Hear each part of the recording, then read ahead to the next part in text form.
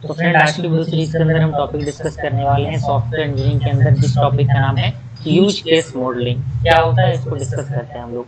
सबसे पहला पॉइंट कह रहा है कि use case modelling is a technique for capturing the functional requirements of a system from the perspective of user और अदर स्टेक होल्डर्स। यानी जो यूज केस मॉडलिंग एक प्रकार का टेक्निक होता है जिससे कि हम कैप्चर करते हैं फंक्शनल रिक्वायरमेंट को किसी भी सिस्टम के, जिससे एक पर्सपेक्टिव जो आपका होता है किसी भी यूजर के अनदर स्टेक होल्डर के अकॉर्डिंग, तो उसके लिए हम इसको यूज करते हैं।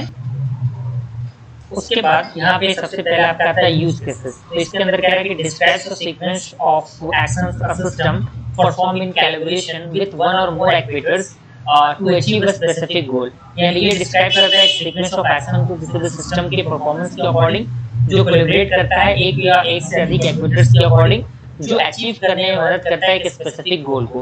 अगर हम इसके कंपोनेंट्स की बात करें तो अलग अलग कंपोनेंट्स होते हैं। सबसे पहले आपका आता है एक्टर्स।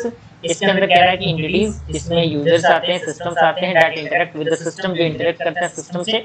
दूसरा आता है यूज केसेस। ये क्या होता है? स्पेसिफिक गोल होता है और टास्क होता है जो सिस्टम परफॉर्म करता है एक response in response to the actors action के अकॉर्डिंग। तीसरा आपका आता है रिलेशनशिप। ये क्या करता है? Include association between actors and use cases. यानी ये इंक्लूड करता है एसोसिएशन को किसके बीच में?